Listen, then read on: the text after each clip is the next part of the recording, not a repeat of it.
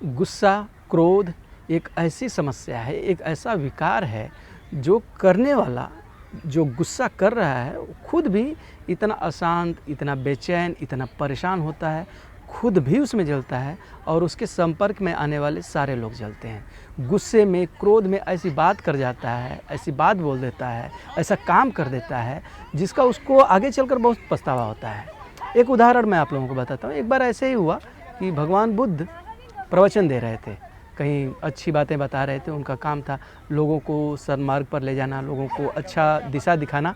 तो ऐसे ही प्रवचन दे रहे थे, तो वहाँ पर बहुत सारे व्यक्ति थे जिसमें क्रोध के बारे में बता रहे थे कि क्रोध से कितना नुकसान हो सकता है। तो वहाँ पर एक बहुत क्रोधी व्यक्ति बैठा हुआ था, बहुत गुस्सैल व्यक्ति बैठा हुआ था। उसको ये बातें अच्छी नहीं लगी, वो गुस्से में उठा और भगवान बुद्ध को खरी खोटी सुनाने लगा कि तुम पाखंडी हो, तुम सिर्फ लोगों को कुमार्ग पर ले जा रहे हो, तुम्हारा ये सब जो भी प्रवचन है उसका कोई मतलब नहीं है, तुम खुद तुम्हारी ज़िंदगी में नहीं उतरता है। और ऐसा उनको बहुत सारे अपशब्द बोलकर उनके ऊपर थूक कर चला जाता है। घर जाता है, उसको थोड़ी देर बाद होश आता है कि उसने क्या किया, और होश आता है तो उसको अपने आप पर पश्चाताप होता है, उसको ग्लानि होती है। तो वो भागे भागे फिर जाता है जहाँ प्रवचन दे रहे होते हैं, वहाँ पर जाता है और वहाँ पर जाता है। तो तब तक भगवान बुद्ध दूसरे गांव में, दूसरे जगह पर चले गए होते हैं। तो वहाँ पता चलता है कि यहाँ पर अभी नहीं है, वो अगले गांव में है। तो वहाँ जाता है, वहाँ पर जाता है दूसरे दिन, तो उनके चरणों में गिर जाता है और क्षमा मांगने लगता है। क्षमा मांगने लगता है तो भगवान बुद्ध बोलते हैं, आप कौन हो? तो बोलता है, अरे महाराज, आप भूल गए, मैं ही हूँ जो कल आपका अपमान किया था, जो कल आपका तिरस्कार किया था। तो बोले, अच्छा तुम अभी तक कल में ही हो? मैं तो कल को वहाँ ही छोड़ कर आ गया, मैं तो आज में जीता हूँ। तुम्हारा जो पश्चाताप है, इससे तुम्हारा जो पाप है वो दूर हो गया। अब पश्चाताप के भाव से बाहर निकलो और आगे से ऐसा नहीं करने का संकल्प लो और अपने गुस्से को शांत करने के उपाय पर लग जाओ। और उसे उपाय बताते हैं। तो उपाय क्या है, वो सारी बातें मैं आप लोगों को बताने वाला हूँ। कैसे आप अपने गुस्से को, अपने क्रोध को, जो दुख है, क्रोध रूपी दुख है, उससे कैसे बाहर निकल सकते हैं। एक बहुत सटीक मैं आप लोगों को उपाय बताऊंगा जिसका पालन करके आप आराम से बाहर आ सकते हैं। मैं खुद भी करता हूं और उसका मैंने प्रभाव देखा है। एक और उदाहरण मैं आपको देता हूं कि गुस्से से कितना नुकसान हो सकता है। राजा परीक्षित जा रहे होते हैं जंगल में और वहाँ पर उनको आगे शिकार करते करते उनको प्यास लगती है। तो उनको पास में ही एक कुटिया दिख जाती है। उस कुटिया में वो प्रवेश करते हैं, बहुत प्यास लगी रहती है। तो वहाँ एक ऋषि तप कर रहे होते हैं।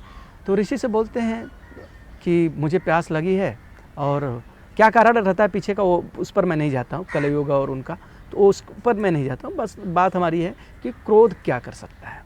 तो ऋषि से कई बार बोलते हैं, उनको ध्यान से निकालने की कोशिश करते हैं, ऋषि ध्यान मग्न रहते हैं। तो ऋषि बाहर नहीं आते हैं। तो इस राजा परीक्षित को बहुत गुस्सा आता है। तो वहाँ पर एक सांप मरा हुआ रहता है, वो उनके गले में लपेट कर चले जाते हैं। और घर पर जब आकर मुकुट निकालते हैं तो उनको होश आता है कि वो क्या गलती कर बैठे।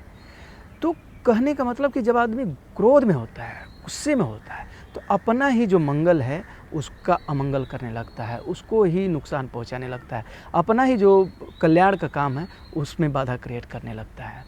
तो क्रोध से छुटकारा कैसे पाएं? तो हमारे देश में ऋषियों ने, मुनियों ने, संतों ने इस पर बहुत काम किए।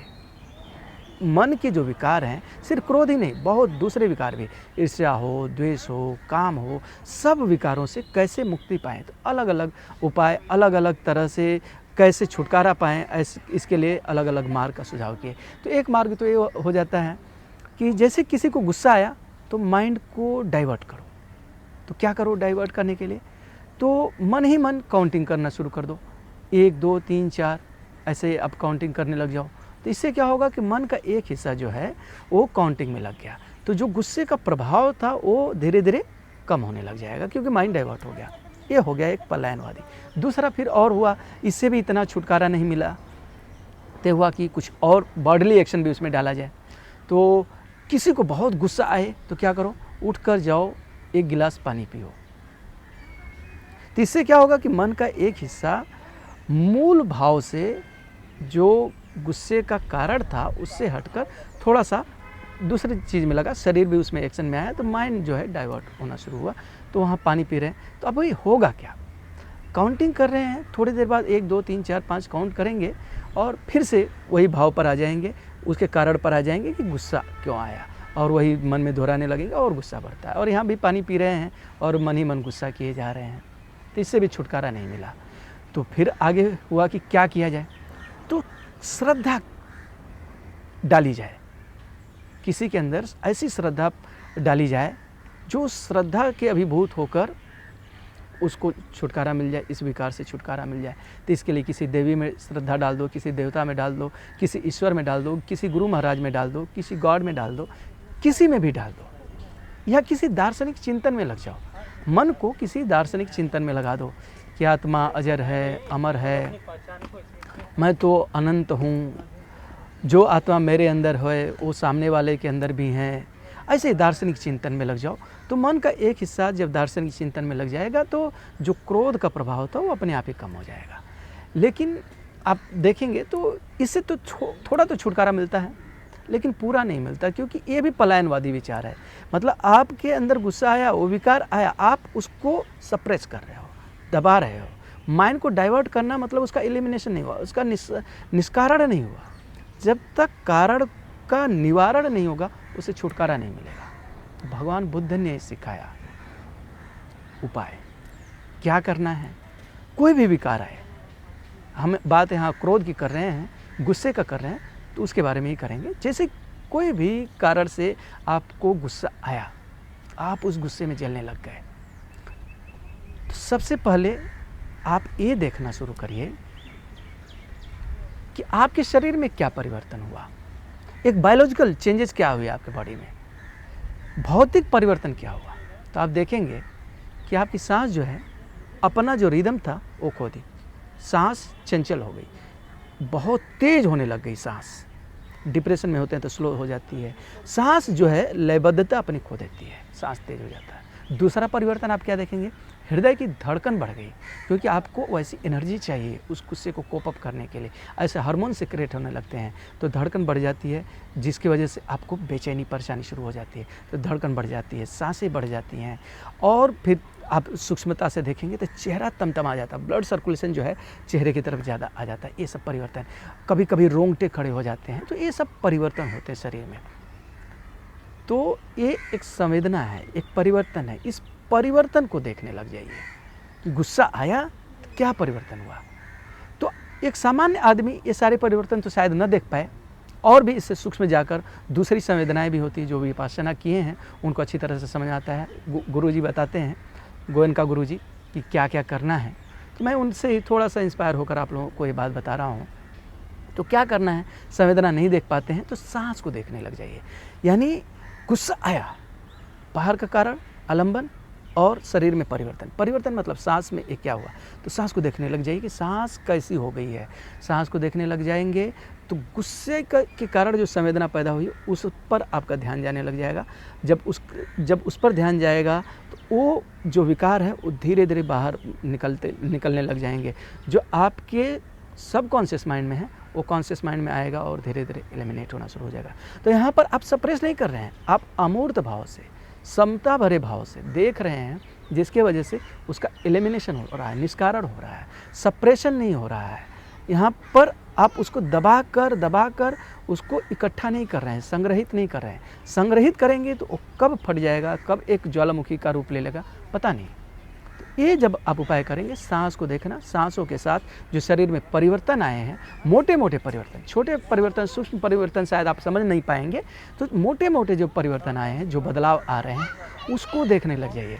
तो आप देखेंगे कि गुस्सा जो आया है वो तो गया ही, उसके साथ साथ जो उसके संस्कार थे वो भी निकलने लग गए, वो भी दूर होने लग गए, तो मन और हल्का होने लग गया। तो आपको जब अगली बार फिर अगली बार जब आएगा, ये मन का बिहेवियर पैटर्न बन जाएगा, बार बार अपने आप को देखना, अपनी सांसों को देखना, अपनी संवेदनाओं को देखना, और इससे आपको छुटकारा मिलने लग जाएगा।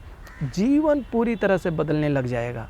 एकदम जो दुखी, अशांत, बेचैन, जलने और जलाने वाली जो प्रकृति थी वो सब बदलने लग जाएगी, शांत रहने वाली प्रकृति बन जाएगी, सुख में रहने वाली प्रकृति बन जाएगी, आनंद में रहने वाली प्रकृति बन जाएगी। और एक आनंदित, एक सुखी, एक शांत व्यक्ति ही दूसरे को सुख शांति दे सकता है, आनंद दे सकता है। जैसे एक व्यक्ति बहुत खुश है, बहुत आनंद में है, एकदम हर तरह से, और उसके सामने उसका कोई नुकसान हो जाता है, बड़ा नुकसान हो जाता है, कोई व्यक्ति नुकसान कर देता है और वो इतने आनंद में है, इतने सुख में है, उसको क्षमा कर देता है, छोड़ देता है। एक खुशहाल आनंद में रहने वाला व्यक्ति, सुख में रहने वाला व्यक्ति किसी को दुखी कर ही नहीं सकता। एक दुखी व्यक्ति ही दुखी कर सकता है दूसरे को।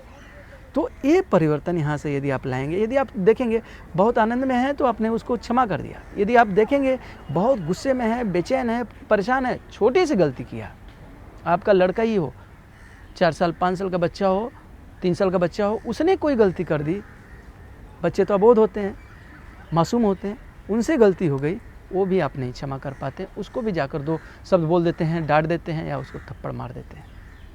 तो ये बात क्यों होती है? क्योंकि आप अशांत है, बेचैन है, उस वाइब्रेशन में है और यहाँ आनंद में है, सुख में है, उस वाइब्रेशन में है, तो आप वहाँ क्षमा कर देते हैं। एक जगह पर आप क्षमा नहीं करते। तो ये उपाय करके आप अपने जीवन को सुखमय, शांतिमय, आनंदमय बना सकते हैं। तो सुखमय, आनंदमय जीवन ही तो एक वरदान है, एक उपहार है। इससे बड़ा उपहार तो कुछ हो नहीं सकता। चलिए, इस वीडियो में बस इतना ही। मैं आप लोगों के उत्तम स्वास्थ्य और सुख के लिए मंगल कामना करता हूँ। Thank you.